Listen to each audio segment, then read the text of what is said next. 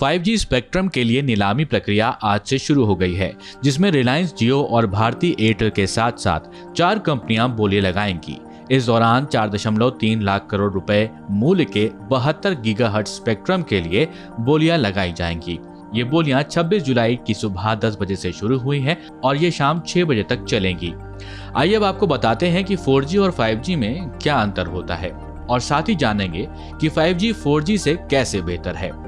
सबसे पहले ये समझते हैं कि 4G और 5G क्या है। यहाँ 4G से मतलब है 4th जनरेशन यानी चौथी पीढ़ी।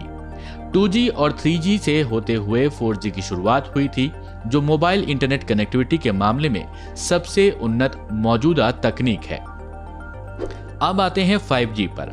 जैसा कि नाम से ही पता चलता है, 5G का मतलब है 5वीं जनरेशन। ये 4G सर्विस का एडवांस वर्जन है और इसमें 4G के सभी फीचर्स को डेवलप करके शामिल किया जाएगा।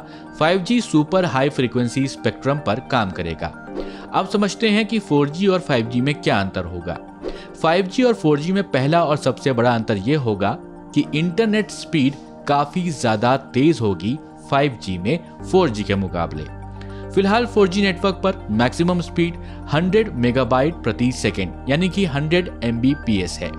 वहीं 5G में यह स्पीड 10 गीगाबाइट पर सेकेंड की होगी यानी 10 Gbps की होगी। यानी 5G नेटवर्क 4G नेटवर्क की तुलना में काफी ज्यादा फास्ट होगा। हालांकि ये अभी आंकड़े ही हैं और सही स्पीड का पता बाद में लग सकेगा। भारत में स्मार्टफोन यूजर की गिनती बढ़ रही है, इसलिए बढ़ते मोबाइल यूजर्स और इंटरनेट की बढ़ती खपत के हिसाब से मौजूदा 4G इंफ्रास्ट्रक्चर कमजोर पड़ रहा है, जिसका असर मोबाइल सर्विसेज पर पड़ रहा है। लेकिन 5G इंफ्रास्ट्रक्चर न सिर्फ मौजूदा हालात बल्कि आने वाले भविष्य में भी करोड़ों लोगों के बोझ को झेल पाएगा। अगला बड़ा अंतर होगा लेटेंसी का। लेटेंसी का मतलब जब आप किसी को मैसेज भेजते हैं तो आपके फोन से मैसेज सेंड होने से लेकर मैसेज रिसीव होने तक का जो समय होता है उसे लेटेंसी में मेजर किया जाता है। ये समय बेहद ही कम यानी कि मिली सेकेंड्स में होता है।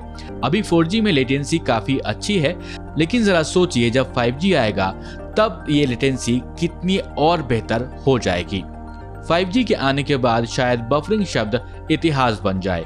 ऑनलाइन वीडियो देखने में जब वीडियो बीच में रुक जाए तो उसे बफरिंग कहा जाता है, लेकिन 5G आने के बाद बफरिंग शायद ही हो। नेटवर्क कंजेशन की समस्या से निजात मिलेगी। 4G स्पेक्ट्रम सीमित है और लगातार नए यूजर्स इसमें जुड़ते जा रहे हैं। एक ही नेटवर्क पर दबाव भी पड़ रहा है। अब इसका कारण ये है कि पहले जहां एक टावर पर 50,000 लोगों के फोन सिग्नल पकड़ते थे, वहीं अब उस टावर पर 1.5 लाख लोगों के फोन्स को सिग्नल दिया जा रहा है। ये मात्र एक उदाहरण है। इस वजह से नेटवर्क कंजेशन भी बढ़ रहा है, लेकिन 5G में ये स्थिति रिफ्रेश हो जाएगी और बिना रुकावट के सेवा मिल सकेगी। तो ये थे कुछ पॉइंट्स जो बताते हैं कि 5G 4G से कैसे बेहतर होगा। अब देखना ये होगा कि कब तक आम जनता को 5G की सुविधा मिल सकेगी।